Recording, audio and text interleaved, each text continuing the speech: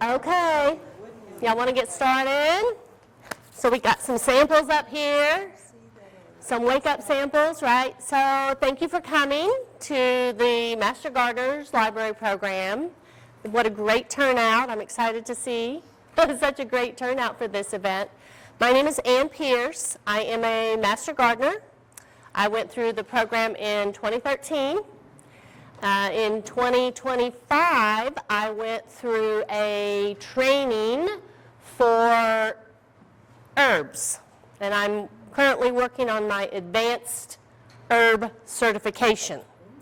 During my training last summer, we did several workshops with teas and herbs and blending teas and herbs, and oh my gosh, it was so much fun. I came home, I just, like, my mind went boom, with all these ideas. And so when we started talking about these presentations, we thought, oh, this will be really fun, regardless of where you're at on the spectrum. Do we have any tea drinkers here? I've talked to a few tea drinkers. Awesome. Do anyone mix herbs with your teas or just do herbal kind of stuff? A few people? Okay, so what I hope you come away with is some ideas for using herbs, maybe herbs you grow, maybe herbs you can buy already dried. We're going to talk about mixing and blending the herbs. I would like to introduce Dawn Graham, my lovely assistant over here.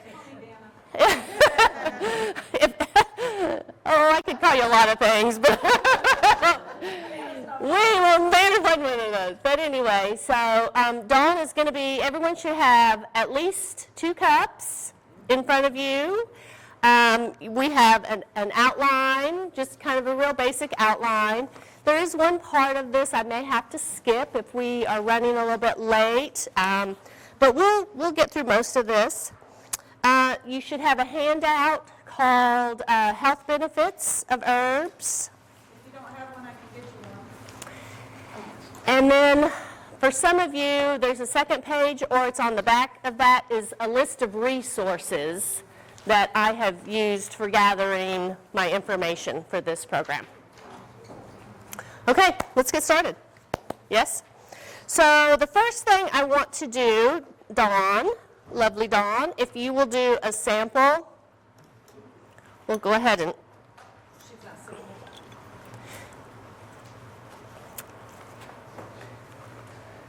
it's going to take us a few minutes, so go ahead and just pour a little. If you don't want it, let me know. Yeah. So this is an herb blend. This does not have caffeine for anyone who's sensitive to caffeine. This was steeped yesterday.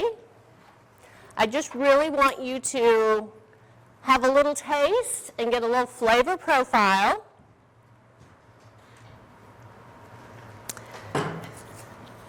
And I'm going to go ahead and start talking a little bit until everyone gets served. We should have served you a little bit faster here. But, so, does everyone know what tea comes from? Where your tea, what your tea is made of? So there is a shrub called a Camellia sinensis. All teas come from Camellia sinensis. It is a shrub.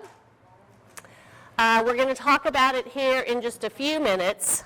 But on your outline, I have given you the definition of a tea. It is a drink made by soaking the leaves of a Camellia sinensis plant in hot water. Pretty easy, right? But there's so much history here. Does anyone know Tisane? Tisane? Have you heard that word, Tisane? Tisane is a drink made by soaking edible plant matter. That plant matter could be herbs, flowers, or fruits in hot water, not in tea. So a tisane, you will see, I will pass around a couple of these.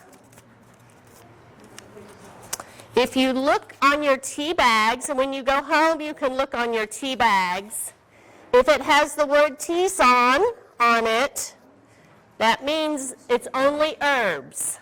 There is no tea leaves in there. Tisane is what we're looking for. So this is just a real technical terminology that it's kind of like, you know, we talk about ketchup, right? Like ketchup is gotten used. We talk about herbal teas. If we're talking about herbal teas, it's generally a Camellia sinensis plant with a tea leaf mixed with an herb. If it's just an herb, it's referred to as a tisane. So when you're looking at packaging, that'll kind of give you an idea. Okay, how are we doing with our berry? Does everyone take a sample of your little berry, your wild berry? This is called wild berry. Did everyone take a sample? Almost. Anna slow. Did I get everybody? Yes? Yes. So wild berry. What do you think? What flavors? What do you think's in there? Blackberry. Blackberries? She said cranberry. Cranberries? That's what I tasted, yes. What? Elderberry. Elderberry. So this wild berry is this is a blend of hibiscus, a blend of rose hips, and a blend of elderberries. Those are the only 3 ingredients in this wild berry. Now, I had this blend last summer, and it was served mixed with a light lemonade. And it was poured over ice. It was a hot day outside. Very refreshing and very delicious. I'm not sure I would wake up and drink this blend, unless you want that, you know, that sweetness. So wild berry. A couple of the health benefits of this tea. Hibiscus is rich in vitamin C, helps control cholesterol, hypertension. Rose hips. Does everyone know where rose hips come from? Probably, you know, rose hips are the little berry, the seed, I guess it's more of a seed, that comes out at the end of the rose bloom. And they're just the little round, is it a seed? Seed pod. It's a seed pod. They're very hard. I do have some rose hips over here. After the program, you can come and take a look at anything you want to look at. But rose hips, that's rose hips. They support a healthy immune system, aids in weight loss, fights skin aging. That's why I have it over here. And we are going to taste it by itself in a little bit. Elderberries. Elderberries have become very popular for immune support. You can find elderberry syrups, and I do have some elderberries over here too. Elderberries speed up metabolism, lowers cholesterol, improves vision, boosts vision and the immune system. So that's what our first flavoring is. Okay, y'all want to keep going? So, very brief history of tea. Probably not a surprise to you that tea was first discovered in China over 5,000 years ago. It was discovered by chance. It was used mostly for medicinal purposes for thousands of years until the process was refined enough that they could then process it to make it a little more consistent. Green tea is the original tea. That was the original tea that was processed from China over 5,000 years ago. Back in that time, the serving instruments were like clay pots, very fragile pots. So the water could not be served hot and boiling. Water is served at about 140 degrees, which who knows what that is, right? But it's below boiling point. And that's how green tea was started, being steeped in warm water, not hot boiling water. hot boiling water doesn't come around until black tea leaves started being processed. 140 degrees Fahrenheit is about the temperature that comes out of your kitchen faucet, because that's what's recommended for your dishwasher. Okay, Turn your water heater to 140 for your dishwasher, so when you run hot water in your faucet, that's what you get. so did everyone hear that? 140 is about what our water tanks are set at for the dishwasher, so that gives you kind of an idea. It's not, so a lot of people will say they don't like green tea because it tastes bitter. Other flavors, but a lot of times it's because it's been oversteeped and overheated. So thank you for that information. So tea over a few thousand years became a little more social of an event. The tea houses started popping up in China. The tea houses were then created as a place of peace and tranquility, and your tea was served during those moments of calmness, and it was a way of just recalibrating yourself, right? So in that period is when a lot of the monks, the religious leaders, started using teas, green tea particularly, in their ceremonies, in their meditative practices, in their ceremonies, because green tea is known as a calming type of beverage. From the monks, the tea started traveling across borders into other countries. The next major region for the tea travel was Tibet and Bhutan, where they didn't have a lot of greens in their diet, but they loved the idea of the green tea, and they started making their tea with yak butter. Has anyone had yak butter tea?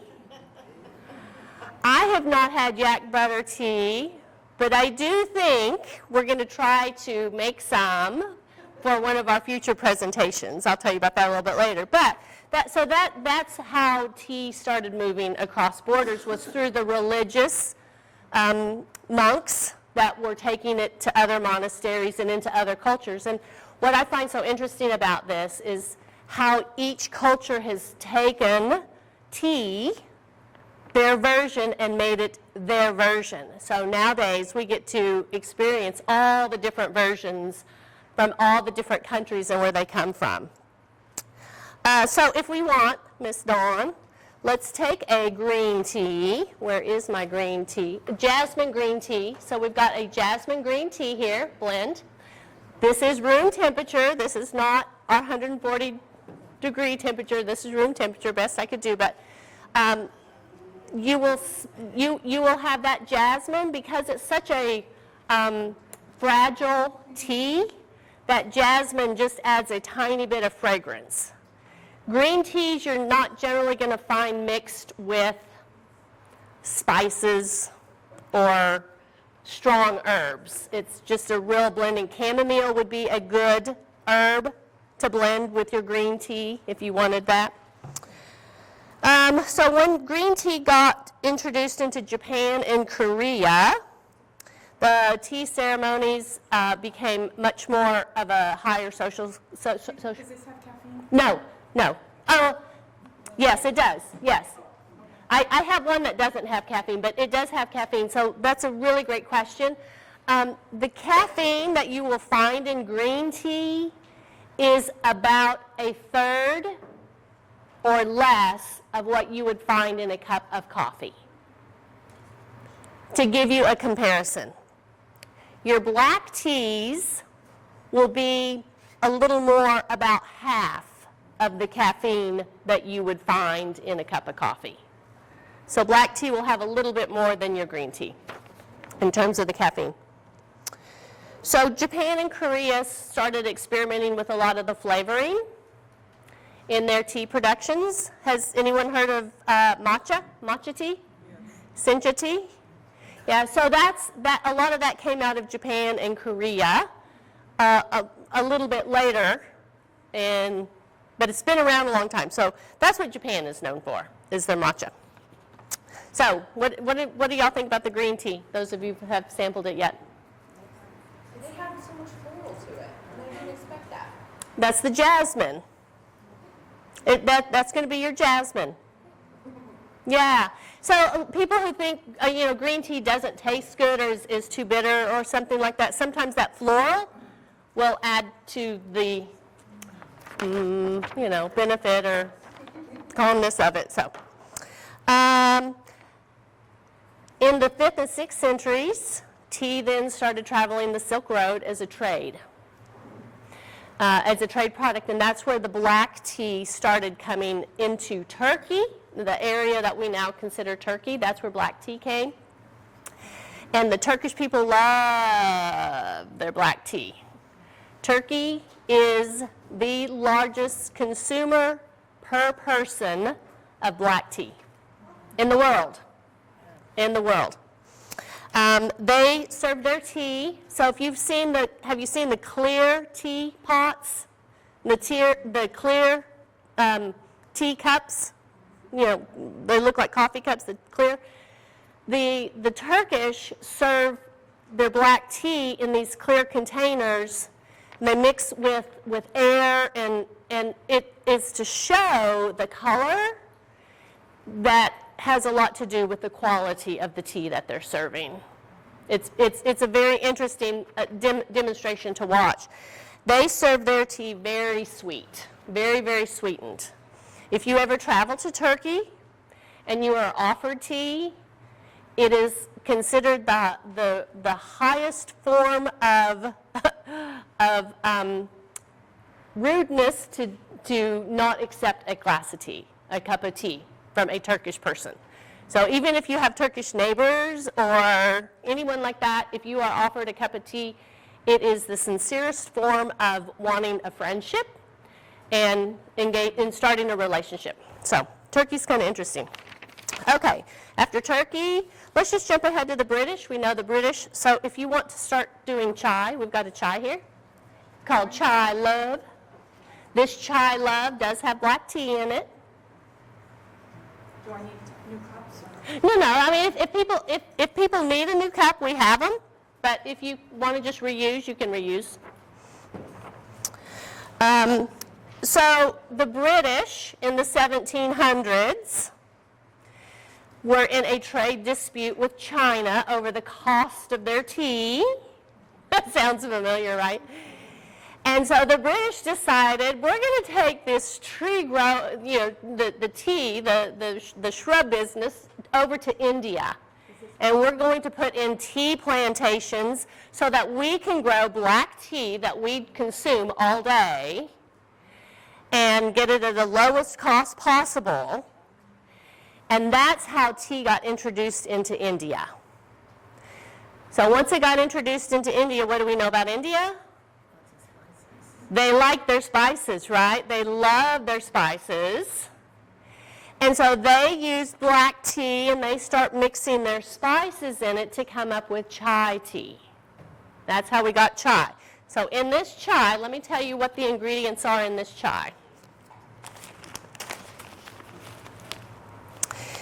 Black tea, ginger, cardamom, cloves, cinnamon, and pink peppercorns.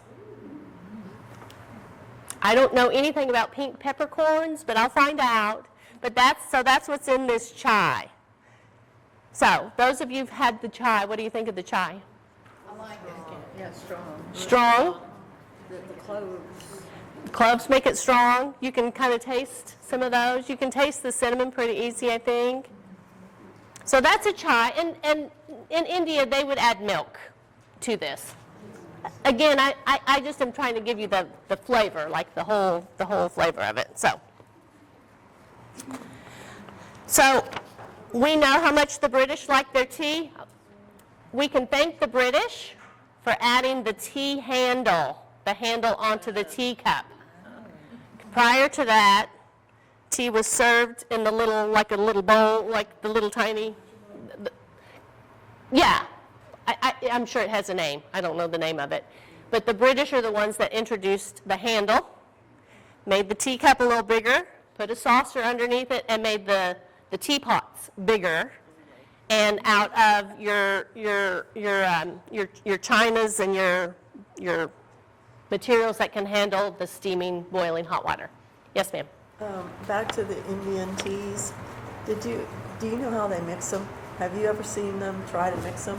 Because I remember going to a presentation one time where I walked in late, so I didn't understand what was going on, and the little girl was standing at the front, and her mom had instructed her to mix the tea, and she was pouring it from here to here, and then from here to here. She was pouring it and pouring it and pouring it and pouring it, and it was like 20 minutes before we tasted the tea, because it was supposed to have the air added to it, and so I was just wondering if that's... I've never personally, I've just seen, like through one of my seminars that I went through, we just saw video of how they do it, and there is something about using the air to mix it, and there's something, I'm sure there's something really important there that we don't, that we don't do, but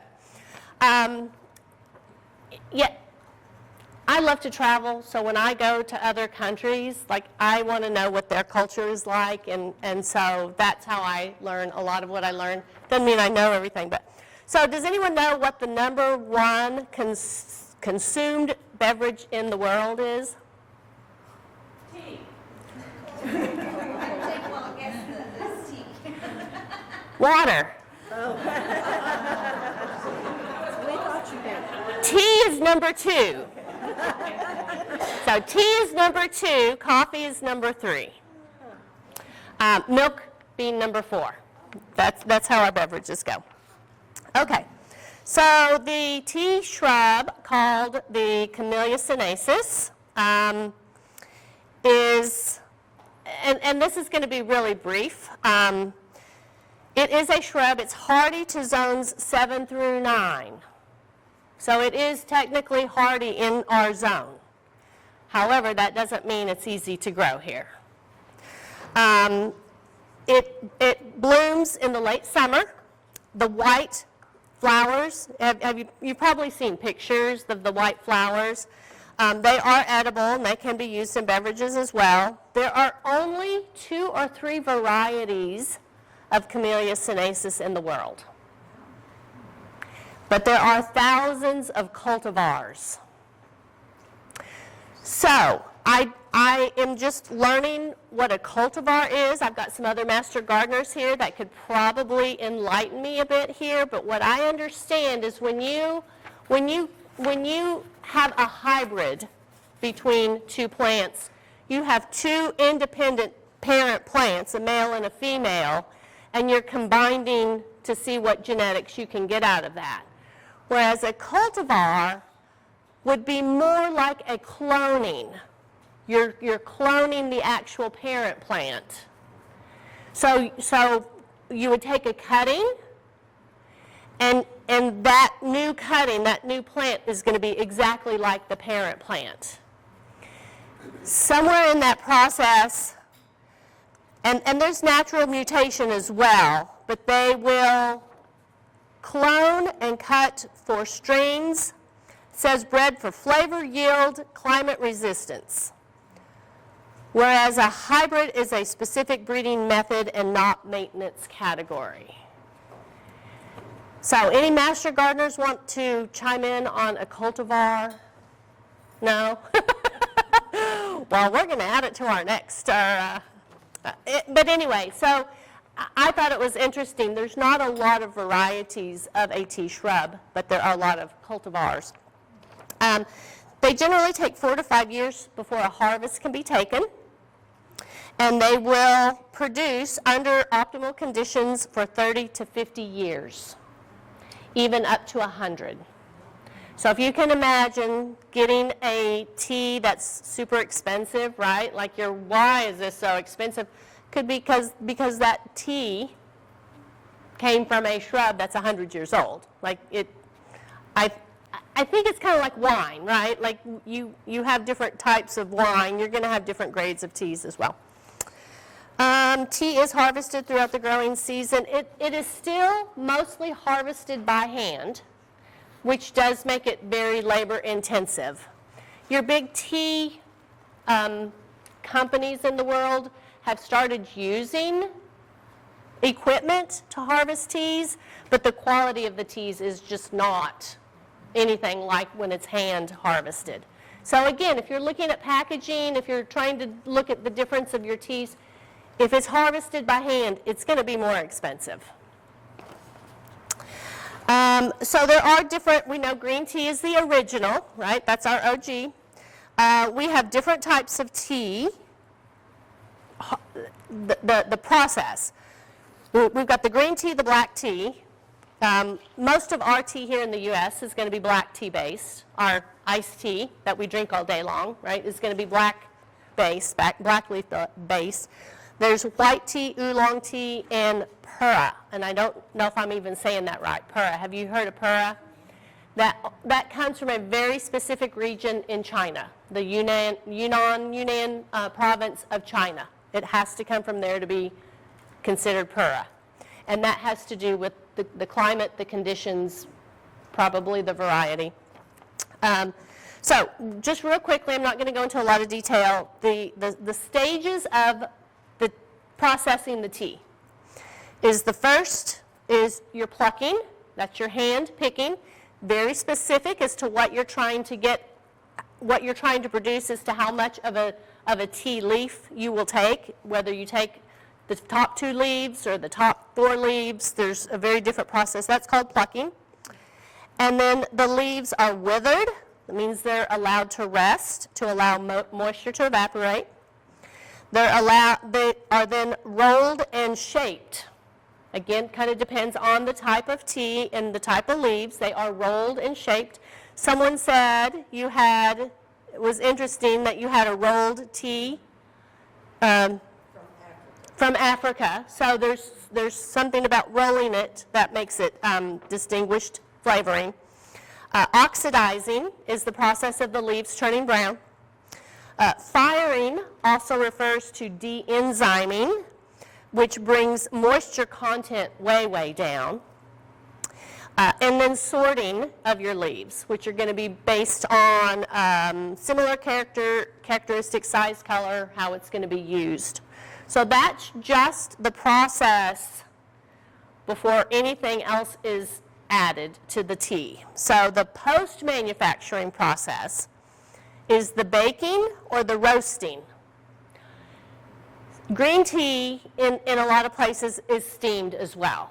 So that's going to be part of the first process. This is after the steaming, baking and roasting. And this doesn't have to do with the tea. This is an herb, but I did bring a dandelion root herb that I have steeped. And I also brought a roasted dandelion root. And you can taste the difference between the exact same herb, root, and the 2 different processes is how they're processed and what the flavor does after the processing, after the roasting. Yes, ma'am. I have a question. So how do you determine how many leaves or how much to pluck? You said 2 or 4, whatever. It's going to depend on what you're trying to get out of that. Are you going to produce green tea? Are you going to produce black tea? Are you going to produce something else? Is it for personal use or commercial use? Like there's so many different variables as to how that process would work. I looked at so someday I'll move to Thailand and they have tea plantations in northern Thailand, and I started looking at some of the tea plantations, and there are plantations where you can go and actually they will allow you to do the picking, and it's such a delicate process that one of the ladies was just saying for an hour she ended up with a handful of tea leaves that were plucked the right way versus the lady who was there all the time and she ended up with a basket full of tea leaves. Because there's just a certain way that you want to pluck it depending on what you're trying to get out of it. The other post-manufacturing process is going to be your aging. Then you'll start your blending, You'll start your flavoring. That's where you're going to then bring in your flavoring. This is where the Japanese have perfected this for their matcha and their flavorings. And then scenting, and the very last step in the process is decaffeinating. So this whole time, you take your tea leaves, and the very last step is if you're going to decaffeinate. Okay, we have another tea sample here. So this is our black tea. This is our black tea. So I did make this black tea last night. I did not put it in the refrigerator for a very specific reason. Last time I did this presentation, I put it in the refrigerator the night before, and that cold air turned the tea orange. That's just an oxidation. That's normal. I don't think it changed the flavoring at all. It just changed the look of it. So, black tea naturally will naturally turn orange from the oxidation.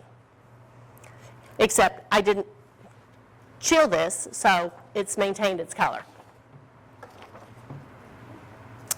So a lot of health benefits with teas. I'm not going to go into all the health benefits of teas. There has been a resurgence of green tea. It's known as the healthiest green tea.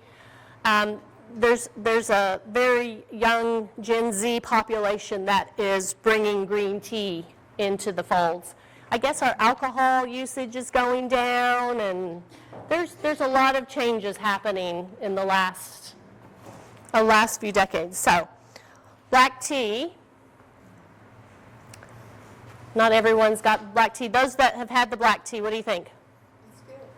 Tasted like the tea I'm used to. Yeah. It's what we really. How does it compare with your morning tea? I like it. You like it? Yeah, sometimes it grows on you, sometimes. So there's going to be a few other things that we're going to add here. Well, where's my time? I'm still doing okay on time. Yes? Did you filter this when you brewed it? I didn't brew it. I steeped it. So when you say filter, I use, if I'm making a large batch, which for all of these bigger ones, I used this one here. I can put easy 2 to 3 tablespoons in here. This one here can hold about 2 tablespoons at the most. And then this is my little single use that if I'm just having a cup. So my cups sometimes are really like 2 cups. And so sometimes I use this one for my 1 cup, but this is really more of like a 1 tablespoon, 1 cup.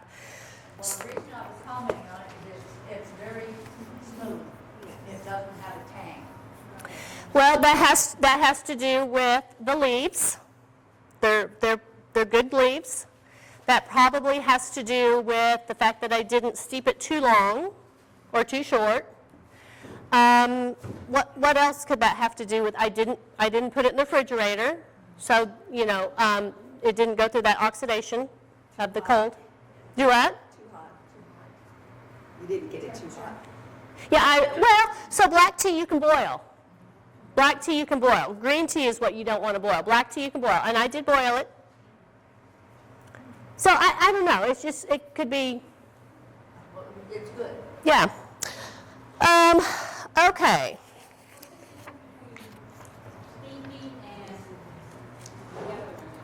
So your steaming is generally going to be something from the bottom, and your leaves are not going to be in the water.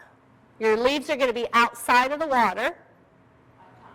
Yeah, on top. And then the steam is going to come from the bottom. I've never steamed. I don't know.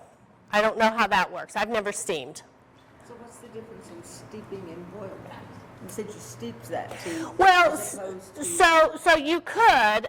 So you don't have to use an infuser. You can throw any of your leaves right into the water and boil them in your water. I think by boiling anything that's not in a container, my personal experience is that it's going to be a stronger flavor. So if you want something that's a stronger flavor and you want to throw these straight into your boiling water and continue it. So when I steep, I boil my water and then pour over. There's no more boiling. The water temperature starts going down from there. Versus boiling, which your water temperature is going to stay at a higher level. And then you leave it for a certain amount of time. After you pour the water over and you leave it like 3 to 5 minutes or something like that. So your green tea is going to be about 3 minutes. I have the information here specifically, but your green tea is going to be about 3 minutes, where your black teas are going to be like 5 to 6 minutes. Your herbs you can leave really as long as you would like. I usually do my herbs about 15 minutes, maybe 20 minutes. In a few minutes here, we're going to have a Yaupon tea. And I do the Yaupon tea a little bit longer, just because I like a little more stronger tea flavor. And it's such a light tea, a light flavor, but you'll get to taste it here in a minute. So yes, there are different steeping times. Generally with herbs, there's not really a time limit. Now, I'll tell you with these herbs here, this is my licorice root. I probably steeped this 20 minutes, whereas when I took the roasted, after about 10 minutes, I tasted the roasted and I loved the flavor after 10 minutes. So I stopped steeping after 10 minutes. But herbs, does that make sense? That kind of, okay, so we've talked about the history, we've had black tea. I'll make a comment about the boiling, steeping issue. One thing is, Sounds like you're an engineer. one thing's economy. Oh no, I'm a school teacher. Okay, Economy, the more to boil your tea, you get more out of it more bang per buck. That's why we in Texas make iced tea by boiling it, because less tea makes more tea to drink than if you steeped it. You would have to have a lot more. Like you were saying, use 2 tablespoons in a cup sometimes, but we like to have one big giant tea bag and make a gallon of tea. that's our tea culture. That is our tea culture. The other thing too with steeping using the infusers, you can steep it more than once. Sometimes I'll steep 2 and 3 times. And to be honest with you, we can do this one right now if you want. This is the second steep of my wild berry and black tea. So I did a second steep mixing these two. So you've had them separate. So now you're going to get to taste them mixed together, which is my second steep. Yes, ma'am. So, I just started doing some herbal fixing and whatnot, and using an infuser thing. And so, I tried like the second infusion on a tea that I did the other day, and the first one I had only infused like 10 minutes. But the second one, there was like, not much, like. Were you using loose leaf tea or a tea bag? Loose leaf herbs. Loose leaf herbs. Yeah, it's going to depend on the herb. It's going to depend on, there's so many different variables, and it may not work for whatever you were doing that time, but like a lot of these, I can steep at least twice, sometimes 3 times. Okay, so I guess making tea in a coffee pot is not steaming. probably not. No, that would be, well, so so is your coffee pot boiling? I don't know. I use a filter and just put the tea leaves or tea, whatever, in there, but probably needs, if I'm understanding steeping, it needs to have the heat or something. So I have seen people use like a, you know, the coffee press for tea as well. Well, French press, that's what I'm trying to say, the French press. That might be kind of the same concept, I'm not sure. I've never used a French press, so I don't really know how it works. It does very well. Well, I mean, I see a lot online about using a French press. So if you boil your water, say I have a little pan and I boil it on the stove. I put my tea bag in and then I turn it off. Is that for a cup of tea, or are you making a batch of tea? I'm making a small pitcher. A small pitcher of tea? And what, is the pitcher made of glass, or is it made of, is it a plastic? Glass. A glass. The little pan is just a pan that I use. Yeah, yeah. I think there's nothing wrong with doing it that way at all. That's how I would have done it probably 10 years ago. You know, just as my evolution. I have, you know, probably, I don't know, 10 years ago, I just got one of those water kettles, just a water kettle. To me, the water kettle heated the water faster, and I could pour it and then keep water in there, and I could reuse it again. Like, I don't know, there's just something about that water kettle that made it really easy. So that's all I use right now. Just put the tea bag in the cup or the pitcher and pour hot water all over it. So to make some of these bigger, you know, larger volume, I use just my leftover pasta glass. You know the pasta jars, just the leftover glass, and this fits very nicely, just right in there. And then I just pour the water right on top of it if I want to make a bigger batch. And I do everything right into the glass. It's just me for myself, so I have a big mason jar. Yep. And what I usually use is cold brew. That's okay. No, that's okay. And just put the bag in, and it's enough to make the pitcher. And I leave it for a few minutes and then take the bag out. If you like the flavor, that is all that matters. But is that steeping? Is that steeping? Yes, I would call that steeping. Yes, I would call that. And yes, and you're going to steep your regular tea bags too.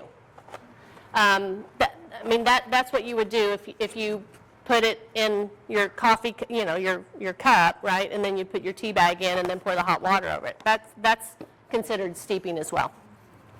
Speaking of herbs, so this is what got me so interested, is that I do grow herbs. I mostly grow herbs in containers.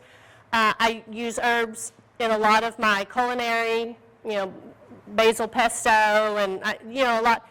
And after this tea class I took last summer for the training, oh my gosh, I can use this in, you know, these leaves in my tea, and I can do this and I can do this, and it's just really expanded my herb knowledge and what I want to do with herbs. I grew chamomile last year and harvested chamomile, and I can use chamomile in my tea. So now I have a lot of my herbs, chocolate mint. So this is lemon rind. I do a lot of lemon water, and I just will grate the lime peel and let it dry. And then so valerian root, does anyone know valerian root? So valerian root is supposed to help you sleep, supposed to be really good for sleep. Someone in a previous program said, oh, it smells like stinky feet. And that's a pretty accurate description of the valerian root. And so the first time I was going to try this, it's like, this isn't pleasant. So what do? I get my little infuser, and I'll add a little chocolate mint and a little of my lemon rind and put it in and steep it with my valerian root tea bag. Is it the most wonderful thing I've ever had? No, but it's tolerable. It makes it much, much more tolerable. And so that's how I have expanded my herb knowledge and use, is adding it to tea bags of something that maybe I want to add a little more flavor or a little more scent or something like that. So one of your, this is not a handout, but it is on your list of resources. This is from the Texas A&M AgriLife Extension website. If you go to that website and you just search for growing herbs in Texas, this is a fantastic resource for growing herbs in Texas.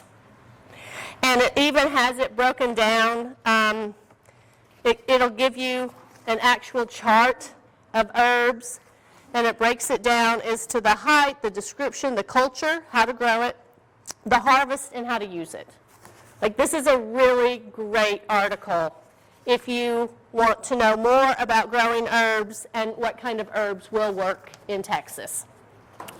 As Master Gardeners, we do have a group right now that are growing some herbs in one of our properties, in a 100-square-foot raised bed that we've created, and we're going to make a tea garden, and I'm super excited. We're getting there. We're so excited. I have nothing to show you yet, but I hope to pretty soon. So herbs are caffeine-free. There are no herbs that I am aware of that have caffeine. So they are caffeine-free. Herbs are broken into many categories: culinary, medicinal, and ornamental. I don't really do herbs for medicinal purposes. I do it more for pleasure or for food. But it's really your personal preference. If you look at this one handout that you do have, the tea blending workshop that I attended, the herbs were broken into 4 categories. And it's important to think about it like this. It really helped me, again, kind of understand how the blending works. Your first category are your flowers. This would be only the flower harvested from your herb. Like your chamomile, you would only harvest the flower. Hibiscus, you would harvest the flower. What are some of the other, calendula, we have some calendula up here. Butterfly pea, I do have some dried butterfly pea flower. That's all that is the flower.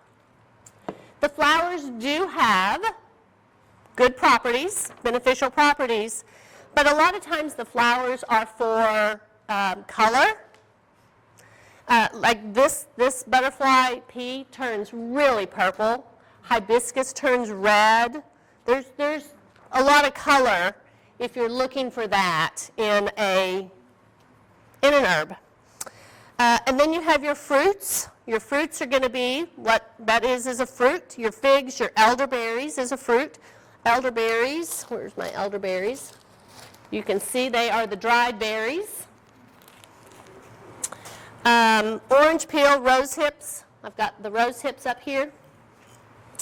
And lemon peel. And if you were going to do an orange peel or a lemon peel and dry your own, I highly, highly, highly recommend you stick with an organic fruit.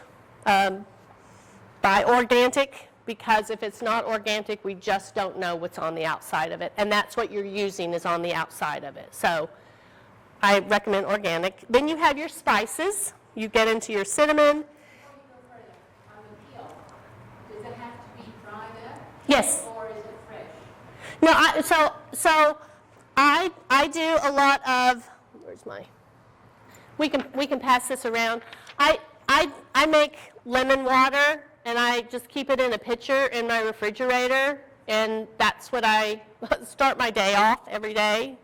Someone told me I should do that. And so I have a lot of lemon peels. And so I just grate it. I've tried different sizes of grates. However it dries is how it dries. But, and this is the other thing, this is just a little cardboard.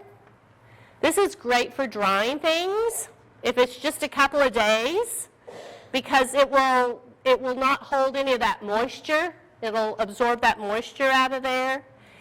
And I can move these around, and I can put it in my utility, and I can put it on the shelf, or I can do anything. So I do a lot of my drying in here. I'll just grate it and do my drying in here. So I will pass this around. You can smell it. It still holds its flavor, its aroma, and it still has its flavor, dried like that. And it's super easy just to put into my little diffuser and add it to any tea. Does it have to be in the daylight, or can you just put it in the cabinet and close the door? You don't want it in sunlight. You can put it in sunlight. I don't do mine in sunlight. I'm always afraid of frying it in the sunlight. I have a utility closet that is dark, other than when I turn the light on to do laundry or something, you know. So sometimes I keep it on the counter. If I don't care, if I have no company coming over, everything's on the counter, right? Just hanging out. So to me, I don't think it really matters where, as long as you're just giving it airflow. It needs to have airflow. You use a dehydrator without changing its properties. So you can use the dehydrator. That's one of the most common ways of drying things. I have tried a dehydrator for certain things, and I don't like a dehydrator. Number one, the noise. I just don't like the noise of it. And it shrinks things so fast that I don't like the way it shrinks things too fast. And, you know, so it's just easy. I just, one day I cut my lemon for my water and infuse it in my water, stick it in the refrigerator, and I take the peel and I just grate the peel and put it in my little container and let it sit there and dry. It only takes a couple of days to dry. You do want to make sure it is completely dry before you put it into a glass jar. Okay, on your lemon water, are you doing like a teaspoon of peel to a cup of water, or what's your? Oh no, I just put about 4 slices in my water. It's just a little glass carafe, and I just put. This is fresh lemon. Yeah, fresh lemon. You know, lemon has vitamin C, and it infuses in the water. Do what? So the lemon peel, if I, like you could see I'm running out of the lemon peel. When I need more lemon peel, I'll just grate the lemon peel from one lemon. How much lemon peel goes into your cup of water? Again, learn it. It just kind of depends what I'm mixing with it. If I'm putting it in with my valerian root, I'll put, you know, maybe a tablespoon of it. You know, like that valerian root. It's not, it's not pleasant. So, or I could do a half of a tablespoon if I want to mix it with like the chocolate mint. Believe it or not, the lemon does not overtake the chocolate mint aroma. It does not.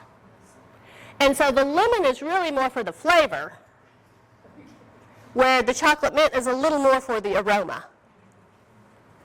Does that make sense? That's why I put those two together a lot. That's what I have right now. So I also use passion flower. So the other thing too is like passion flower. So after our spices, we know our spices, right? So this is ginger. Ginger, I just take a ginger and I peel it and I grate it. I put it on a really fine grade. I do find that I have to finish the ginger off in the oven. 170 degrees with the door propped open. I prop the door open with the spoon. So really I'm trying to get it down to about 150 degrees.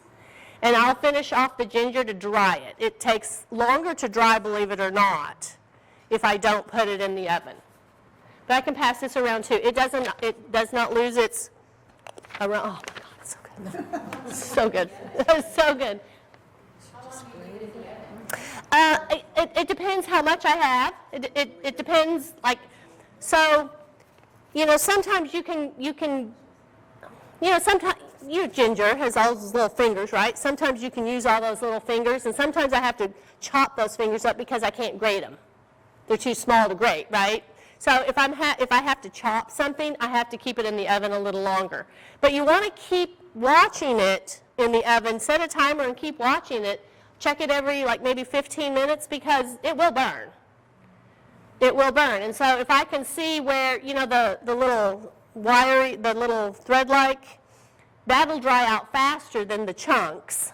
So I might want to pull that out of the oven and let the chunks just continue to dry.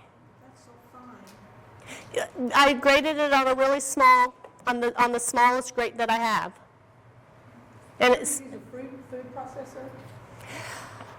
so I use a food processor more for when my peppers have dried. I'll use a food processor for things like that. This is just like I'm really using a teaspoon at a time of this, whereas when I do my peppers, I have a lot of peppers. So that's when I would use my food processor. Well, the reason is because it's hard to hold a knife. Yeah. So would you use it because, you know, would it hurt the herb or spice to use a food processor? I don't think so. So the thing is about your herbs. You do want to keep your herbs as much intact as you can. Now, ginger is different, right? Like ginger is something I grate. And turmeric, I call it turmeric, but it's turmeric, is actually 2026 Herb of the Year, International Herb of the Year, and we're going to start seeing so much stuff coming out with turmeric, and we're going to grow it. On the ginger, before you dry it, do you peel it? Yes. Peel it, and then grate it, and then all those little fingers that are too hard to grate, I just chop those up as small as I can. I could put them in a processor, but usually it's not enough. And then I will just dry it in the oven. We use an electric coffee grinder to grind herbs. Yeah, you could do that too if you want to clean out your coffee grinder. Yeah, so when you are drying any of your herbs, like these are chocolate mint leaves. They're pretty small leaves. You do want to keep them whole. You want to dry them whole. You want to keep them whole until you use them. Any of your herbs, you want to keep them as whole as you can because that drying process then locks in the essential oil, which is that flavor. And until you use them, you want to preserve that. And then once you go to use them, then you can crunch them or shred them or not. And that's when the essential oil will get extracted, and that's when you'll get your best flavor. How do you get the mint leaves from getting black? From doing what? How do you keep the leaves from getting black to staying green? I don't know. Sometimes they turn black. Sometimes they do. I think airflow is important. I think I just use, like, this is how I do my, I sit at my counter and I just cut my little leaves because you can't like, you know, do this like you do rosemary, right? I have to cut the leaves off of these and I just cut them into here. And some of them will be black and I'll discard those. I'm kind of perseverating on the idea of drying in your closet. Do you not have a problem with mold or mildew? No, because I have enough airflow. It's really about airflow. Dawn, do you want to do this one while we're talking? Your herbs are really about airflow. Drying is about airflow. Parsley is an easy one. Just cut. I bundle that and I hang that upside down and let that air dry like that. I could have brought some samples because I just took some down. But so is that you kind of about herbs? Y'all kind of got a little bit of information about that? I want to get through this just a little bit more because I want to give y'all time if anyone wants to come up and look at the herbs. We do have some steep sacks here, just some paper steep sacks. If anyone would like to take something home, a teaspoon or something, or a couple teaspoons of something, we do have steep sacks. So I want to give everyone time to come and do that afterwards. So Your herbs on this list, if we finish up on this list, the herbs right here in that last column, this generally means the whole plant. The whole plant has been used. Maybe leaves, maybe stems, including the flowers. So like passion flower, I didn't bring my passion flower, but I have passion flower. It's the whole plant. That's generally, they classify it a little bit differently than your flowers and your fruits and your spices. Your herbs, that's the whole plant. Okay, real quickly, this was the section I said I would probably skip over, but I want to just mention it real quick. Does anyone know what a Yaupon holly? Does anyone have Yaupon holly in their yard? Do you cut it? Do you shape it? Do you trim it? So the Yaupon holly, the scientific name is Ilex vomitoria. It is native to the southeastern region of the United States. The Yaupon holly does have leaves. It's one of a few shrubs that actually has leaves that are caffeinated. It can be harvested just like you would a tea. Let me see where my... So what Dawn is passing around right now is a dark roast of a Yaupon holly leaf. Kind of interesting. So this is a lost, kind of lost information until the last decade or so. Where it gets its name, Yaupon leaves were used in Native American ceremonies quite extensively, particularly in the south and southeast region of the United States. It does contain caffeine. It was used in ceremonies, like maybe where the warriors were getting ready to go to war. There was some kind of tribal something going on, maybe council meetings. And the leaves would be steeped so strong to increase that caffeine to give the hype, but it was also the ceremony that brought in a lot of the hype. And these Europeans at the time that had seen these ceremonies would see these warriors or these Native Americans, after they had consumed the tea, they call it black drink. After they consumed the black drink, they would see these Native Americans vomit, and thought that the vomiting was from toxics in the leaves. And that's not what it was. It was really more about the ceremony and the intensity of the ceremony that was probably inducing some of the vomiting. But that's how it got its name, I'm sure from the Europeans, not from the Native Americans. But a couple things about the Yaupon. The leaves do not contain any toxic compounds, and they do not induce vomiting. The red berries, however, are toxic. So one of the seminars that I listened to, it was the way it was described, and this helped me to visualize. It has been documented that as few as 4 to 6 berries would cause digestive upset and vomiting. 20 to 30 berries have caused death, as reported. So if you want to try the Yaupon holly leaves, just don't do the berries, okay? The leaves are fine, but not the berries. So, did everyone taste the Yaupon? What do you think? It's good. Well, how would you describe it? Very earthy? Would you call it very earthy? Yeah, very earthy. I'm not sure that I would replace it with my black tea, but it's kind of interesting. It's just kind of interesting.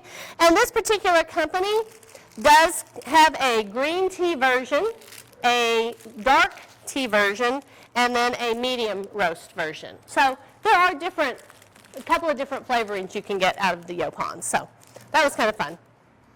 Okay, so I think we've talked a lot about my supplies, which is a water kettle, an electric water kettle. Now, one of my Master Gardener friends, she got for Christmas a water kettle where you can actually set the temperature that you want to boil your water to. I've never seen that, but that sounds pretty amazing to me. But I just use a water kettle. I just use an infuser, depending on what I want to make, how much I want to make. This is a tablespoon. This is 2 tablespoons. You can get these at Natural Grocers, and then you can make however much. Like this would probably make a whole big gallon, if not more. Like this is pretty big. Resources here in town, I think Natural Grocers, they have the bulk section. If you've been there, they have the best bulk section in town, and hopefully with their new store, maybe even more. But the thing I find is that you can't always find what you're looking for every time you go. Sometimes it's a hit and miss as to what they have in their bulk. So sometimes when I see something, I go ahead and pick it up. Let's do a couple of these tastings here too. Y'all want to do the dandelion root? Yes. Well, let's do this one. Let's do this one first. This is licorice root. And you're just gonna have to figure it out. Can I do a spoon, use a spoon maybe? No, I don't think, here, let's see. I think you'll be able to just do a little. All right, Yeah. try. Okay. So licorice root, does anyone know about licorice root? Licorice root is added to a lot of our tea bags. And the reason it's added to a lot of our tea bags is that it's very sweet. It's a sweetener. It is a natural sweetener. Does not have sugar. I mean, it's not a processed sugar. What do you think? I think it's great. Really sweet. It's good. Yeah, it's a sweetener. It's a sweetener. If you want a sweetener, licorice root is your herb to go with.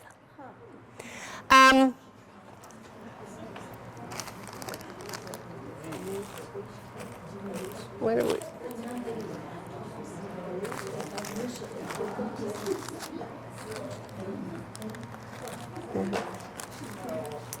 What did I do with my licorice root? Maybe I left it at home. Hibiscus, well, very. Okay. What do y'all think about the sweet? Really sweet. So I'll tell you, has anyone had Thai tea? Does anyone? Thai tea is pretty popular, right? Does anyone know about Thai tea? It's a black tea.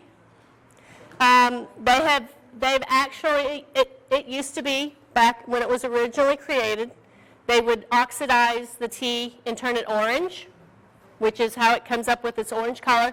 And then they add condensed milk, or a really sweet milk. And during our little ice storm, I didn't want to go to the grocery store and get condensed milk, but I had some tea bags. And I thought, you know what? I'm going to mix some of that licorice root in there and see how that comes out. And it was perfect. It wasn't exactly like, Thai tea, but it was really good because it added that sweet, a natural sweet. So licorice root is really good. Okay, let's. An eel? Okay. So dandelion and eel, you said it, you didn't, everyone has their own personal preference. Okay, so this is dandelion root. So dandelion root, where are we? If you look on your health benefits, dandelion root can have many positive effects on your digestive system, detoxifies the liver, reduces water weight, and treats urinary tract infections. Sounds good for? This is dandelion. That's dandelion root. It's not the dandelion, it's just the root of the dandelion. You can use the flowers and the leaves for other things, but this is just the dandelion root. You can, but in my backyard, I wouldn't dig up a dandelion in my backyard because I have dogs and cats. And I wouldn't, but we are going to try to grow them in our herb bed so that we can see how that works, yeah. Dandelion leaves are good in salads too. Oh, yeah, you can use the flowers and the leaves and other things. Okay, so I'll go around now, and this is the roasted dandelion root. So if you want to do the roasted, You want to hold it? can't let me. Okay. So you just dig up the roots and wash it and dry it? I have not gone through the process. I do not know the process. I purchased these.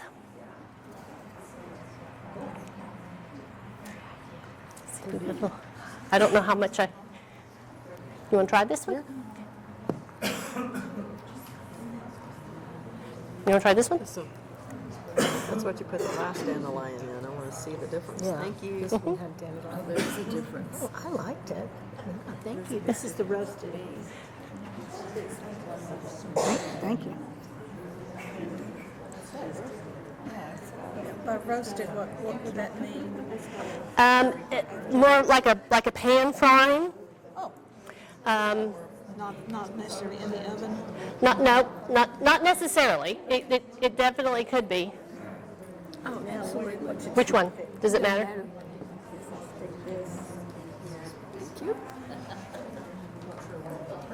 And you're doing a fabulous job. Oh, isn't this fun? It's so much fun. Then you should come to the Saturday seminar. Oh. Thank you. Yeah, if you don't mind. So I did this row right here. I don't think I got y'all, did I? No, I didn't get them, and then back there. So those that have had the roasted dandelion root. I like the regular. No? You like the regular? I prefer the lighter flavor. The regular? It's pretty strong. It's pretty strong. So last night was the first night that I actually steeped the roasted dandelion root. It was the first time I had steeped it. And it was the last thing that I had steeped because I just decided to add it at the last minute. And when I took that flavor, the first thing I thought of was, I could replace this with my coffee. It's very robust. I call it very robust. How did you roast it? I did not roast it. I bought it in the package over here. But most roasting would be some kind of pan frying. Just like on a medium heat with a consistent stirring so it doesn't burn. That's how I roast my peppers. I roast my peppers with a dry pan, dry skillet, on a medium heat until it just starts to turn a little bit brown. That roasting brings out flavor, yeah. I don't know. Because my Thai friend told me to do it on a pan over medium heat and stir it constantly. Don't argue with success. No, so I have a little Thai friend. She owns the Krua Thai restaurant, and I usually every summer I take her a pepper plant, like a Thai bird pepper plant that she can take home, and it's seeds I got from Thailand, so we kind of have this little thing. So the other day I went in there and I took her some of the peppers because I didn't have the plant. I harvested everything. I didn't have the plant. So I took the peppers and I had dried them. I had done them in the food processor. They were the most beautiful red color, just beautiful red. I was just so happy, so proud. And I took them to her and she's like, oh, let me tell you how Thai people do this. I said, please do. I would love to know. So she said, we roast it. Just get a skillet, medium heat, constantly stir until it starts to turn a little bit of brown, and that really brings out the flavor. She says, add just a pinch of salt in it. And so the next batch I did, I went home immediately and did the second batch, and oh my God, it's totally different flavor. Now, is there anything wrong with the ones that's not roasted? No, but it's a totally different flavor. So at this point, I'm finished with my presentation. We are about 10 minutes after 11. So if you planned on an hour, I'm sorry I'm late. If you planned on an hour and a half, you're welcome to come up. This, John, okay, John wants to, no, I'm done. Any questions? Yes, ma'am. When you were talking about roasting the peppers, so is it different than roasting it in the oven?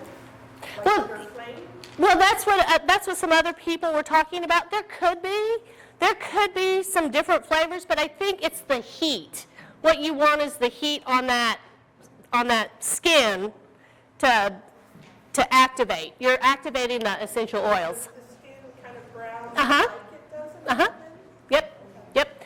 So when it's in the skillet, I can turn it. I have more control over the heat, and I can stir it. If I put it in the oven, I'm going to constantly be opening it and looking at it and stirring it, which for some things I would still do that. I still do a lot of my peppers. I dry them in the oven, and I have to open it up, and I'll take the small ones out that have dried, that have started to turn brown. But it's that roasting, that heat is what activates that essential oil. Okay, John has an announcement.